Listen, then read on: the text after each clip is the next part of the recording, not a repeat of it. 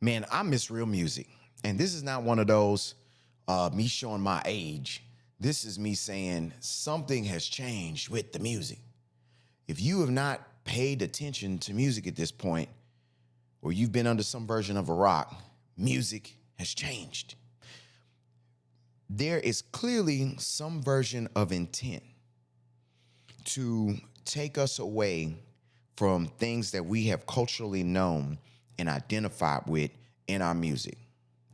For many of years, soul, blues, rhythm and blues, even funk, these music genres put us in a position of love, expression, and most of all, it provided platforms for real singers. Okay? Not only did it provide platform for real singers, it actually provided us platforms for your writers, your composers, your producers, your groups, okay? Your arrangers. There is a complexity that was needed to make the things and the end products that we got. You fast forward now, at one point, you have the idea of the super producer. You have genres like rap and hip hop, which are two totally different things, and R&B, and they all get basically merged into one, which is not who we are culturally. R&B had its own lane, and for what we can see, that genre provided us with a huge platform for artists of many different types to express their version of love, heartbreak, flirtation, sexual energy. You had all these different ideas that were being expressed, these personifications. And so many of us identify with it because it is the complexity and some of the uniqueness that we all carry. I could be a Mariah Carey fan and also be a Aretha Franklin fan, or I could be a Brandy fan and also be let me somebody else. Anita Baker. You know, you had this variety. So let's look at even down to groups. You mean to tell me right now, in this big old, just United States alone, representing our R&B culture, that there are no male groups that would be hit makers? Think about what that really says deeply. You mean to tell me that brothers under everyone else's control can get together and come together and make something happen, but these R&B men can't come together and harmonize and sing with one another and perform, dance, speak to social issues, speak to heartbreak, love, flirtation, sexual urges, all these things, dating, a man's worth, a woman's worth, all these things. You mean to tell me there's no male groups? Now let's look at the women R&B groups. There's none? So your Destiny Child, your In Vogue, your go back and look at all your women groups. SWVs, Escapes, was it Brown Sugar? Man, go back and look at the women groups. None? So there has to be some version of intent there. And the proof is in the pudding. Ice Spice, Dirty Red,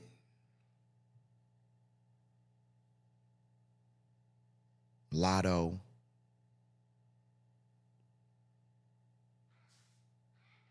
Cardi B,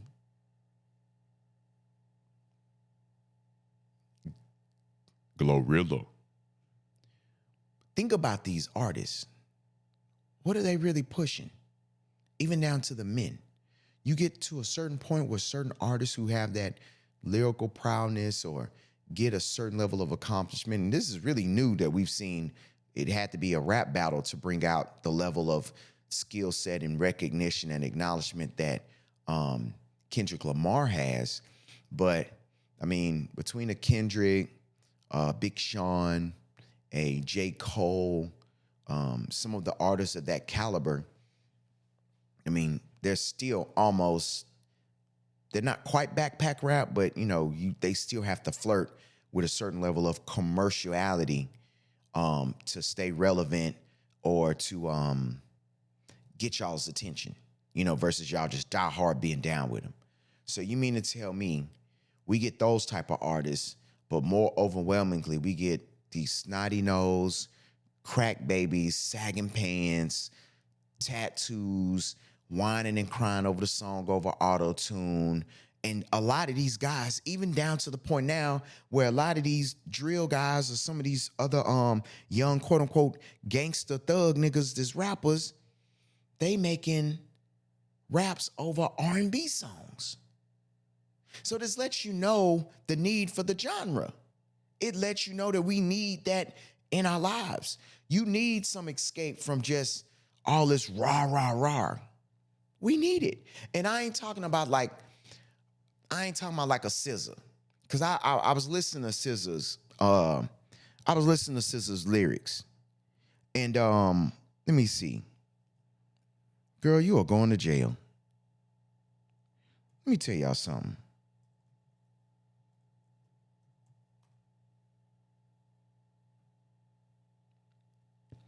I'll touch that fire for you. I'll do that 3-4 times again. I'll testify for you. I told that lie. I killed that bitch. I do what all of them around you scared to do. I'm not. Long as you jugging out here for me, I got it. Mobbing, scheming, looting, hiding your bodies. Long as you dreaming about me, ain't no problem. I don't got nobody just with you right now. Tell the truth, I look better under you right now.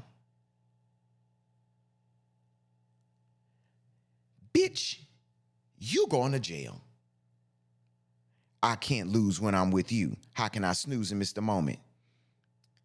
Bitch, you better sleep with one eye open. What the fuck are we talking about here? And the way how it is disguised is just like this love song. What the fuck are we talking about? Even our dancing and maybe like popish kind of R&B, what the fuck are y'all doing? Tinashe. Nobody told you that the beginning of that nasty song, Nasty Girl, nobody told you that this sound like some elevator music or something that when you get put on hold, that's some shit that you gotta roll your eyes to and just damn listen to at the beginning. No, it's trash. Now, once you get to your bridge and it pick on up, it's jamming. But all DJs that I know, we are literally remixing your record. We just go find another beat and then put your lyrics on top of that beat. Search my page. You go find a couple, because I know I've done them. But, I mean, what are we doing? Y'all, we don't expect more out of these artists. The rap artists that we get, we allow everybody to just blur the lines of fugaziness. Drake cannot sing. As an actor, he has fulfilled the spot. The bar has been lowered so much that for him, it opens up the perfect platform for him to slide in. Now, granted, he's done certain work. He's taken singing lessons, which is dope. That's investing in your craft. Especially if this is something that you're aiming for to come off as an R&B singer, damn near. But for what he is as a pop artist, and he's able to kind of bounce around within genres and accents and all those things, he cannot sing. You cannot cut the song off and let him blow. Cannot. Do you know if you go back and look at old interviews, I'll tell you a good one. Go look at something like a Arsenio Hall show. If you came on Arsenio Hall and you had a hit song, hit record, or whatever it is, oh, best believe you was gonna get that a cappella moment. And it was so many times that was pretty much what you had in journalism, I guess, at that point within the black culture. If you met with someone in entertainment and they interviewed you and you claimed you was a group or whatever it was, best believe you was gonna get hit with that you gotta sing a cappella. You mean to tell me it's no other Boys to Men's out there? Now, granted, the lead singer from Boys to Men, his son's out there singing now, so that's dope. But I mean, the last group we got was male R&B group was what? TGT or TTG, whatever Genuine, Tank, and Tyrese got going on. Is that? I don't really think that's kind of, for them, I don't really think that's really a group thing. It's just, oh shit, and probably it's the money don't even make sense. But B2K,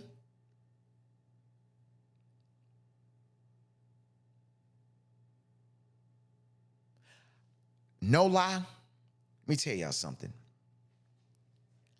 I even appreciate at this point Pretty Ricky. When Pretty Ricky first came out, I know 80s and 90s R&B. So when I heard them, it just sounded like they was emulating that. And it just had this raunchy,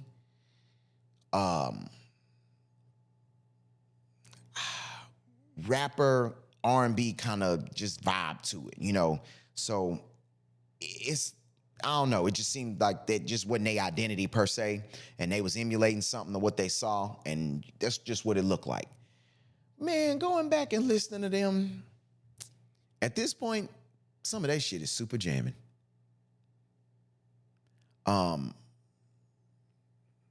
don't know what to tell y'all, but we got to do better musically. And I really do miss real music. Not this fake shit. That little Dirk shit. All my life, alive. Come on, man. Stop. And they love doing that one. Throwing the little kid sample and all of that. All of these are the same tricks. It's single, especially for new artists. Y'all know what the game was. For many years, it was you get a popping single and then turn around, they go push you with that female song or that female collaboration song or something like that. And every single time that it was a failure. Lil Flip killed it in the city of Houston. Lil Flip, real life had our support. Lil Flip jammed. We had Northside, Southside beef. He still collaborated with Northside artists. Lil Flip was SUC. He still bridged the gap and showed love to some of the Swisher House niggas. And that was a good look because it showed maturity within whatever quote-unquote beef that was going on, or Northside versus Southside or whatnot. Bro, a lot of us from the Southside had family from the North. We was on the North Side. A lot of North Side people, family moved to the South. You came to the South Side. So all that BS that we went on, he was one of those artists that helped show, bridging that gap. On top of that, Flip had shit that was jamming. Then Flip got that deal, and not too far after that, Sunshine, that shit was trash. It wasn't Flip. We didn't need that from Flip. But the industry do that. And that quote unquote to me is one of those things that did not put him in the right light. So look at what happens in this industry. It's the same thing. It's an agenda in place, and that agenda is not in our best interest. All this autotune shit, not in our best interest. It's not real music.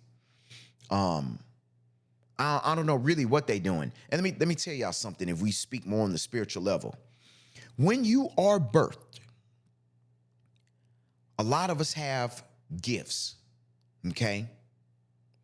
Those gifts are supposed to be resignated and developed and shown throughout the world. Some of them will be more community-based. Some of them will be on a more intimate level. Others, you can put yourself in a position to share with many others, and it will shed light on those other ones who have that similar gift, and it blossoms, it fine tunes, there's growth there. Well, auto tune, it completely throws a person who actually has the chakra, the singing energy, the throat chakra, and all of that. It completely throws them out the window. It does away with those who harmonically can resonate with the God in you. It just does. So if anybody can go up there and auto tune, what makes it special? When you listen to a Whitney Houston, it's a reason why Whitney Houston slap like it does. I want to dance with somebody, saving all my love. Whatever that other song was, she talking about she cheating with that man. Well, we don't even I can't think of the song off the top of my head, but she real life is cheating with this man. And that song, if you not paying attention, you just singing right along. And that was the beauty of the songs. Go look at R. Kelly. My mind's telling me no. You like, man, that's but everybody was so bamboozled, like what the Boondocks pointed out. You're not even thinking twice. Keith Sweat. We heard you. You may be young, but you're ready. Keith Sweat, what the fuck is you talking about? Ready to learn. Keith Sweat, what the fuck is you talking about? You're not a little girl, you're a woman. You're not a little girl, you're a woman. Take my hand, let me tell you, amen. Keith Sweat, you going to motherfucking jail. Keith Sweat, what the fuck is you talking about? So it's shit like that, but you not thinking twice. You just at the talent shows, you singing and dancing your ass off. Man, Luther Vandross, all that shit. Jeffrey Osborne, DeBarge, and Mike got to a point, because Mike was giving it to us. He was giving us straight Vokes. You forgot that when I had you to myself, I didn't want you around. That was Smokey Robinson's song. There wasn't no Michael Jackson or Jackson 5 song. This is not his song. He sung it so well, he bodied it. My song now. The fuck on, Smokey Robinson. Then when he got older, at that point, he just lined up with musically adjacent. So, he was able to get away with a lot of that, because at that point, he pop star. He is now crossed outside of the realm, and it's just certain things you could get away with. It's Mike. Bitches was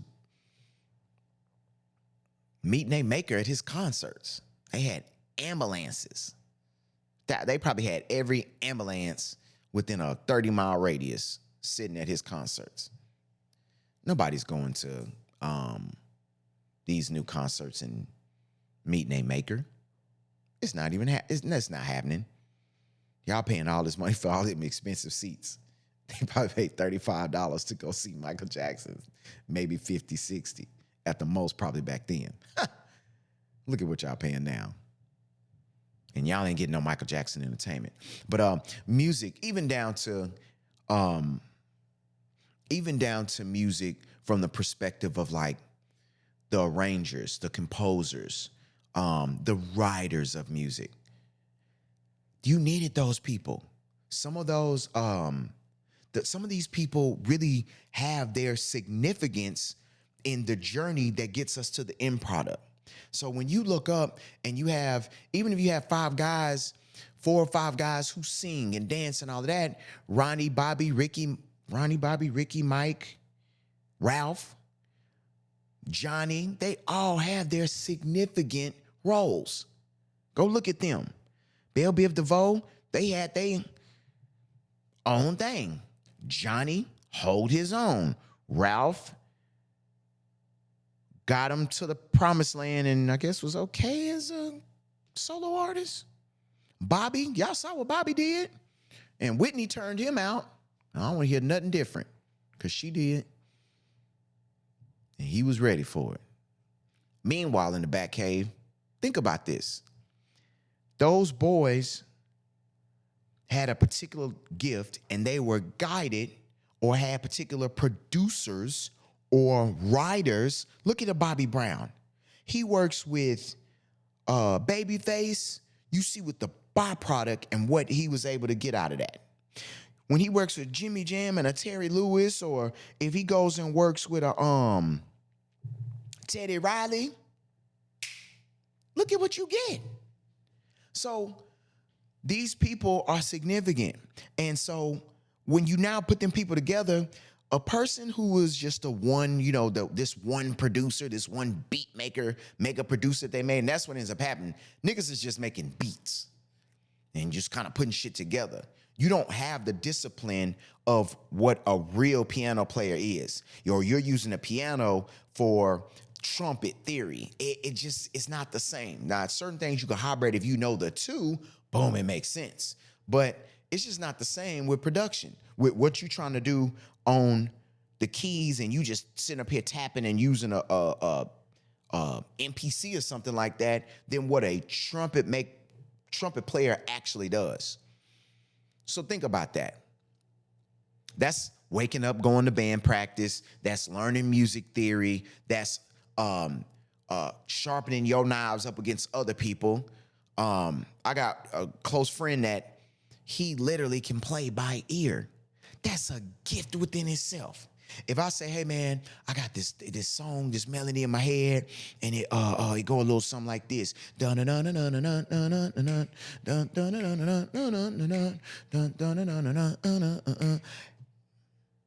He can pull that off. He sonically has that gift to do that. So those type of people is there. You don't know what it's like to be the son of a bass player. And your daddy played bass, and his daddy had played guitar, and probably the grandfather before him probably played violin. But you got that bloodline, and then you get to bass guitar when you played the bassoon or something. Is that the bassoon? Bass cello? One of them, like the sound that was made in the Poison video. Boom, boom, boom, boom, boom, that. And now you get to hear, and you get to play some of that funk. Man, it takes that. So you need that person who's able to come in and lay that. And I saw that. I started noticing that when I used to read the inside of CDs. You'll see Manny Fresh name on there. But if you really paid attention, you'll see guitarist, or you'll see bass player. You'll see certain credits that came about. So whereas you think it's just Manny Fresh on, his 8-track, now it was some other people that came in and played them instruments.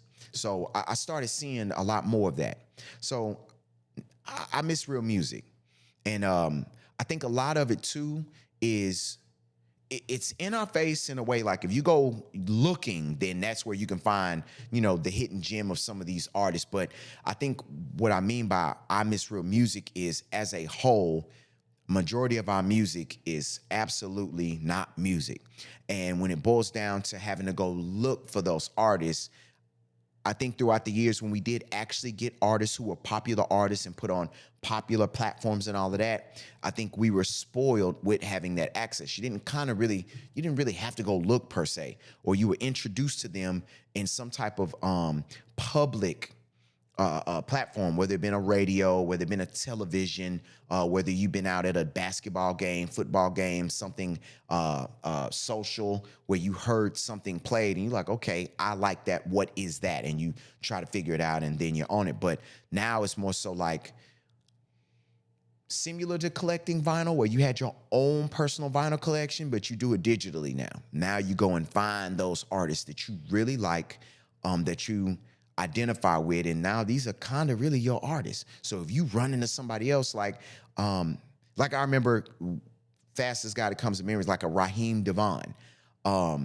Raheem wasn't just out there like that, But if you knew Raheem and that first album that he put out, what?